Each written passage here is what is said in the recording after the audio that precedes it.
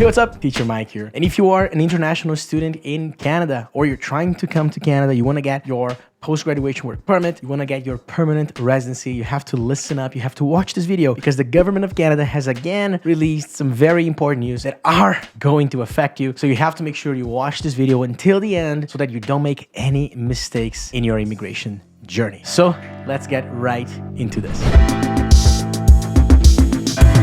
Okay, so super quick, if you don't know who I am and if you are new here, I'm Teacher Mike. I'm the founder of ExpressPrep.ca, and all I do is to help immigrants become residents in Canada, improving your English and having the best life you can in Canada. At this point, we've helped thousands of immigrants just like you, and I'm sure you can be our next success story. So let's not wait any longer. Let's dive right into the new changes for international students and actually every single immigrant for the next few years in Canadian immigration. These changes, they take effect now in November 1st, 2024. So as of now, they are already happening, okay? So first things first, very quickly, there's a change in PGWP, post-graduation work permit eligibility. So first off, can somebody just call Justin Trudeau and tell him and his team to chill out a little bit? Because it seems like they keep changing stuff every other day. But very quickly, let's just talk about who still qualifies to get a post-graduation work permit and what's changing. So this is already old news, but I just want to recap a little bit, okay? And then after this, I'll talk about the newest information, especially the last one, which is about the number of immigrants, which is the most important. So first of all, if you are an international student and you are studying at the bachelor, master, or PhD level, you can still apply for the PGWP. There are no restrictions. You have to take CELP or French for your PGWP. And on this case, you need a score of 7, but no matter what program you are taking, you can get your work permit. Now, if you are studying at the college level or any other level that qualifies for PGWP, this is where things get tricky because depending on the program that you are taking, you may not qualify. So the government has released a list of in-demand fields that will qualify you for the PGWP starting November 1st. So most immigrants are usually going through the diploma. So for this, we need to think about this in-demand fields that will give you, if you are an international student, the ability to work in Canada after your studies. So you have to think about the in-demand fields for PGWP eligibility at the college level. What are these high-demand fields that Canada considers important to give you the ability to work after you're studying? So there are 5 main fields that the government has released. And by the way, I called it and I said in our last video which fields are high in demand before they release the actual list. So editor, show them the video of me making this exact prediction. You have to check the list of in-demand occupations in Canada and align your studies with these fields so that you have a better chance to get a post-graduation work permit. Of course, the big ones are healthcare, science, technology, engineering, and mathematics, STEM fields, any types of trades. So in this case, there's no college for trades necessarily, any type of transportation and agriculture and agri-food. So as you can see in one of the last few videos, I said which would be the in-demand areas, and I was spot on. Like this is something that I was able to research and give you guys the information before. So agriculture, healthcare, science, technology, engineering, and mathematics, of course, STEM, trade, and transport. So now Canada has released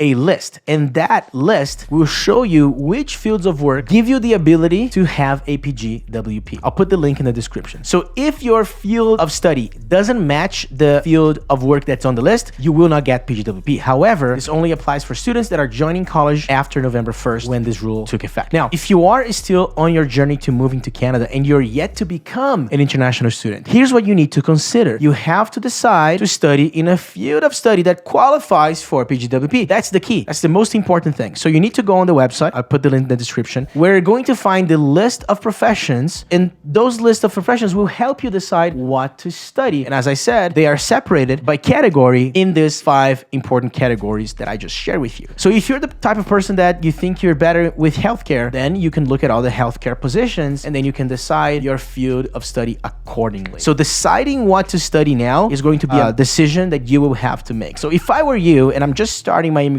journey, before I got my PR, before everything, here's what I would do. I would gravitate towards healthcare or trades, construction careers, right? So these are the areas that as an immigrant living in Canada, I know and I see every day that Canada needs those people. These will be extremely valuable and employable in the coming years. And I actually have a video I'm going to share soon with you guys about this, about the next in-demand areas in Canada. So stay tuned. Of course, subscribe for the video. So trades are, in my opinion, the highest level of return on investment you get. In the next 5 to 10 years, I highly believe that if you study trades and you work on trades, 100% you're gonna be having an awesome life in Canada. So if you should look into it if it matches your style. Okay, so last and most important change, and that's the most important, you have to pay attention to this. So pay attention right now. So just a few weeks ago, we got a new announcement on changing the number of immigrants for immigration. So this one is gonna affect you the most. So the government of Canada will drastically reduce the number of immigrants for the next few years. Mark Miller, of course, the minister, and the Prime Minister Justin Trudeau have just announced this, and they are slashing the projected number of new permanent residents from 485,000 to 395,000 in 25, and 380,000 in 26, and 360,000 in 27. We are an open country, but not everyone can come to this country. Permanent residency is something that we hold dear. It has a value, as does Canadian citizenship. So there's gonna be a major cut, because before they were talking about 500,000 every year, and now they're bringing it down to about 380,000, 365,000. So that's actually huge. It hasn't been happening in the last 8 years to cut immigration down. You know, there are many reasons why this is happening. I can make more videos about this. I know why this is happening. And look, I understand this can seem scary, but this is good for the country. By limiting the number of immigrants, they're going to focus on more economic migration, which is a net positive for the country, right? That's good. They're going to be looking for more qualified immigrants who will help, they will provide, and they will make Canada a great nation, even better than it is today, in my opinion. I think that's positive. If you're a hardworking individual, if you plan to do things right, follow the rules, and be a good immigrant, I do think Canada still has an amazing opportunity for you. And if you are in Canada looking for that PR, don't get too worried. You're almost there, and you can make it happen. Now, of course, I know doing everything on your own can be a hassle, can be scary, can be difficult, but of course, if you're watching this video, I have got your back. Don't forget, you can click in the link in the description to talk to one of my student advisors at ExpressPrep.ca.